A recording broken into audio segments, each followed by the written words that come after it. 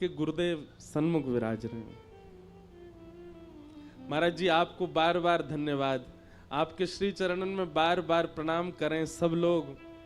आपकी कृपा से हमारे व्रज धाम को अखंड पूर्णिमा प्राप्त भई।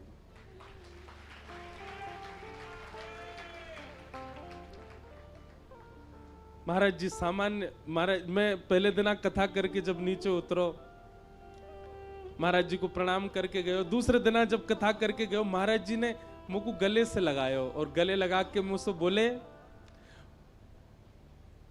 मुझे दक्षिणा दे दी महाराज जी ने।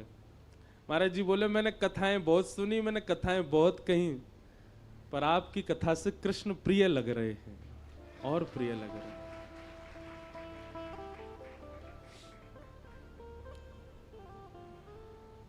मेरो तो पहली बारी महाराज जी के दर्शन को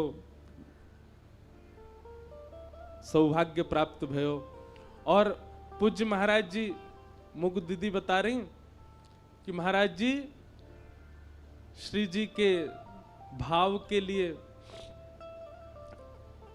खूब वो समय कैसे रहे होगा महाराज जी जब किशोरी जी को प्रसन्न करने के लिए जब नृत्य करते होंगे, उनके सामने भाव गायो करते होंगे।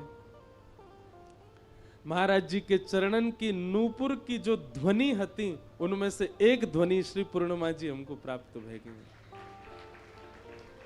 ऐसे हमारे पूज्य श्री महाराज जी को तो नाम अद्भुत है, पर आपको जो निकुंज को नाम है श्री रंगीली सखी पूज्य महाराज जी, आपने ही हमारी दीदी को ऐसे बैठा दियो कि अब इनको श्री जी दिखे सब जगह।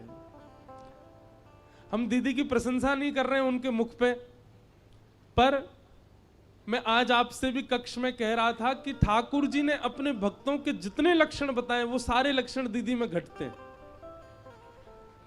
ताली मत बजाओ, सुनो और ने ये प्रयास करो कि ये भाव हम में भी आवे। ठाकुर जी से किसी ने कहा आपकी महिमा तो सब बताते हैं, आपका रूप तो सब बताते हैं, आपके भक्तों का रूप आप बताओ। ठाकुर जी बोले सुनो, वाग्गदगदा द्रवते यस्य चित्तम रुदत्य भिक्षणं हसति क्वचित् विलज्ज उद्गायत नृत्यते च मद्भक्ति युक्तो भुवनं पुनातु। भगवान कह रहे हैं पहला लक्षण क्या है?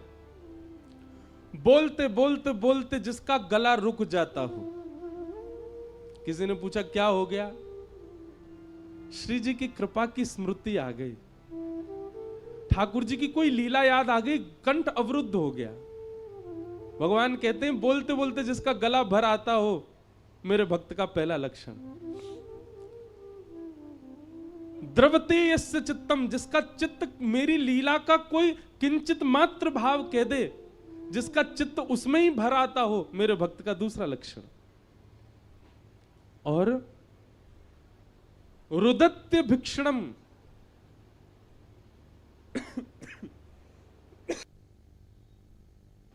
रुदन अत्यंत रुदन। मैं कई प्रसंग तो जानबूझ करके नहीं बोलता, क्योंकि सामान्य प्रसंग बोलने पर आपकी स्थिति इतनी ऐसी हो जा। सब लोग मुझे बोले महाराज जी आप कथा करके गए, हमको 1 महीना लगा दीदी को संभालने में।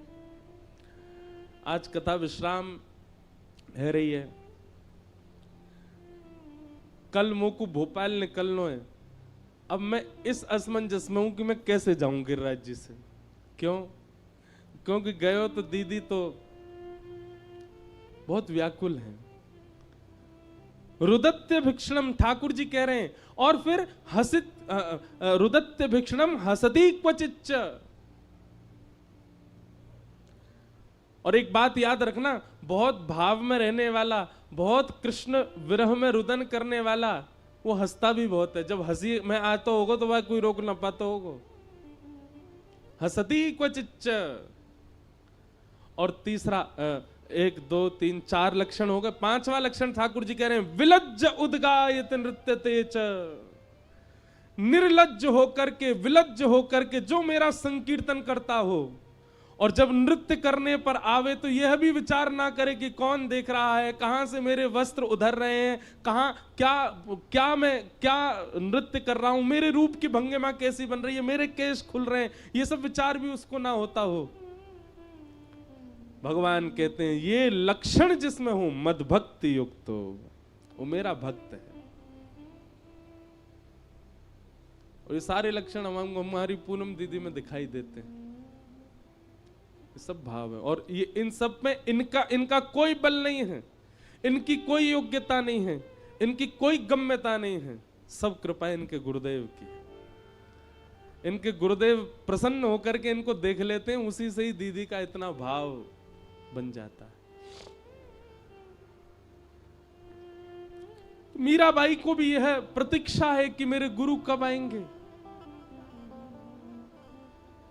और तभी आगमन हुआ आपके नगर में श्री रैदास जी का।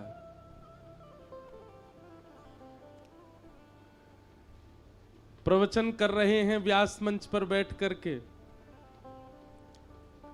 और बगल में जैसे कल गिरधर लाल जी बैठे थे, ऐसे ही एक आसन के ऊपर उनके श्री ठाकुर जी गिरधर गोपाल बैठे हैं।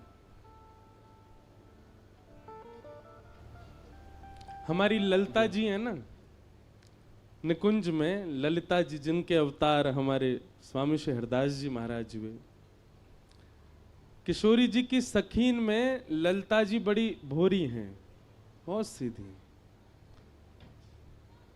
किशोरी जी से वो ज्यादा भोरी हैं।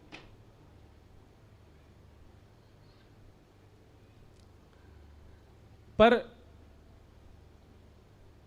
परिवार में, मित्रों में और कुल में एक चतुर तो होना चाहिए साथ में, नहीं तो सब छलबल करके ले जाएंगे। ऐसी हमारी किशोरी जी की अलीन में नेक, वो भी ज्यादा नहीं, नेक थोड़ी सी जो बुद्धि को प्रयोग करें, वो है हमारी विशाखा जी, जिनके अवतार हुए श्री हरिराम व्यास जी महाराज। हरिराम व्यास जी को बाबा चरित्र भी देख लो, हरिराम व्यास जी जैसो कोई लड़वे गुथवे वारो नहीं भयो। खूब ऐसे ऐसे पद हैं हरिराम व्यास जी के। एक पद है उनको याद नहीं पूरी पंक्ति, पर रसिकन सो समधी ज्यादा प्यारे। हरिराम व्यास जी के भाव वृंदावन से, जो वृंदावन को पीट करके चले जाते हैं, हरिराम व्यास जी वाक्य का जी भी पद लिखे, बोले उनके सिर पनैया। हरिराम व्यास जी थोड़ा हास्य पद भाव भी है उनको। पूज्य महाराज जी को देख करके अपने आप ही सखीन को स्मरण है गयो, ललिता विशाखा।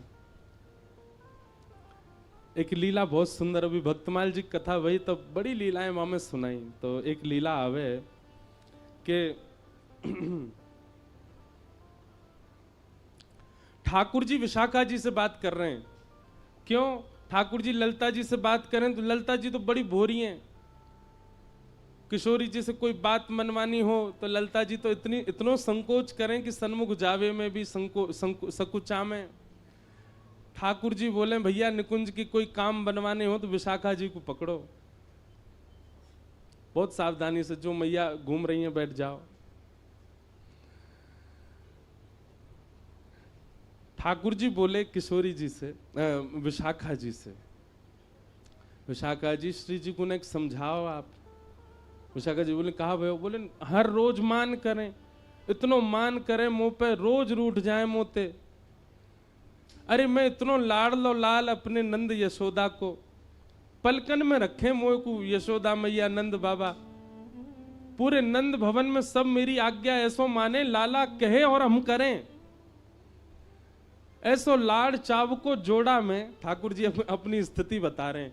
पर निकुंज में आती ऐसो है जाऊं मेरी कोई कदर ही ना है, कितनों श्रृंगार करके आ जाऊं श्री जी तो नाराज है जाए।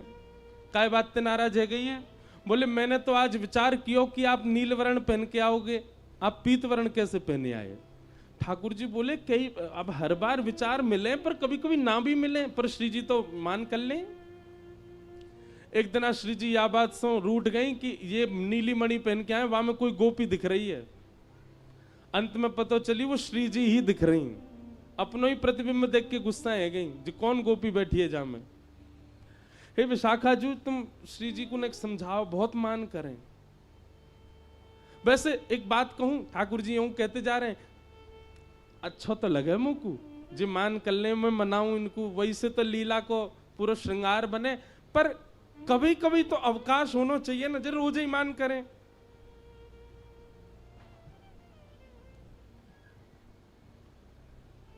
विशाखा जी बोली ठीक है, तो हम कछु करेंगी। वो ठीक है।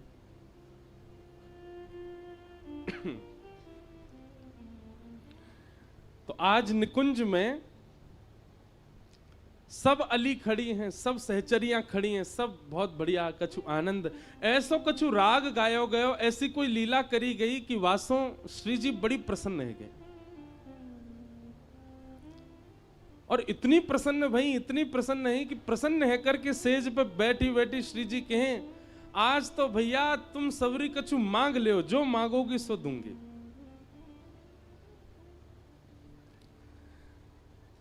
श्री जी की पहली बार ऐसी स्थिति ना है। श्री जी तो कभी भी ये कह दें कछु मांग लो, पर सखीन को स्वभाव है कि वो श्री जी से कभी कछु याचना ना करें, बस एक ही याचना करें कि सदा अपने श्री चरण कमले में किशोरी मोहे अपनी से कर लीजिए।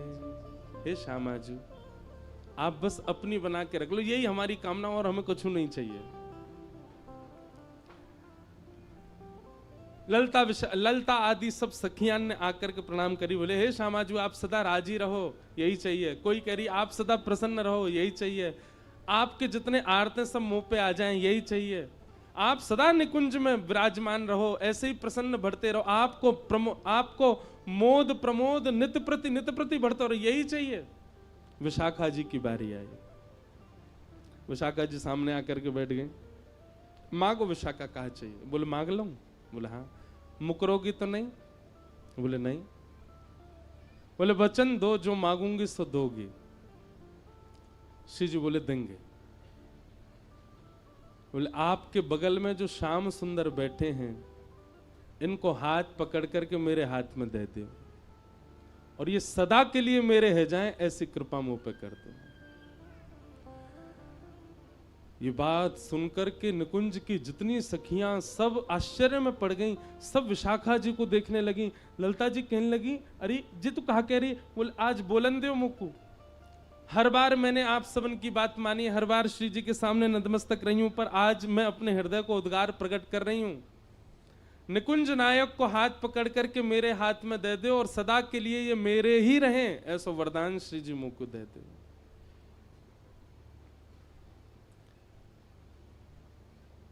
श्री जी स्तब्ध हो गए, तुरंत अपने आसन से खड़ी है गई, और बगल में विराज रहे श्याम सुंदर भी अपना हाथ खींच रहे हैं। और विशाखा जी से कहने, अरे विशाखा जी ये सब करवे की थोड़ी कही मैंने, जी कहा कर रही हो आप? विशाखा जी बोली तुम शांत रहो, तुम्हारी बात नहीं जी, मैं अपने मन के भाव कह रही हूं। किशोरी जी ने तुरंत हाथ पकड़ करके विशाखा जी के हाथ में दे दियो, और विशाखा जी को उठा करके निकुंज के सिंहासन पर बिठा दियो, और स्वयं चमर लेकर के डुराने लगी। क्यों? निकुंज नायक के बगल में जो उनकी बैठे वही निकुंज की नायिका है। ये दृश्य देख करके, यह छवि देख करके सब सखियां रुदन करने लगी। अरे विशाखा जी तू कैसी लीला कर रही है? तू कहां कर रही है? तू स्वामिनी जी को श्रम दे रही है। सब बोलते रहे, पर विशाखा जी तुरंत बैठ गई ठाकुर जी को हाथ पकड़ के, और जैसे ही सिंहासन पर बैठी, सिंहासन पर बैठ करके श्री जी की अदा में विशाखा जी बोल रही हैं, आज मैं अति प्रसन्न हूं, निकुंज की सब सखीन को कछु देनो चाहूं। सब सखियां नंबर से आ रही हैं, विशाखा जी सबको कछु ना कछु प्रदान करती जा रही हैं। चंवर डोरा रही, श्री जी के हाथ पकड़े और के सन्मुख आई। सन्मुख आकर के श्री जी से कही, मैं आपसे बड़ी प्रसन्न हूं। अब निकुंज की नायिका बन गई ना, या हमारी याद तरीका के शब्द बोल रही हैं। मैं आपसे बड़ी प्रसन्न हूं, आपने प्रसन्न है करके जिनको मुकु दान किया है, अब वो वस्तु मेरी है चुकी है। मतलब श्री कृष्ण को दान आपने मुकु किया, अब ये मेरी वस्तु है।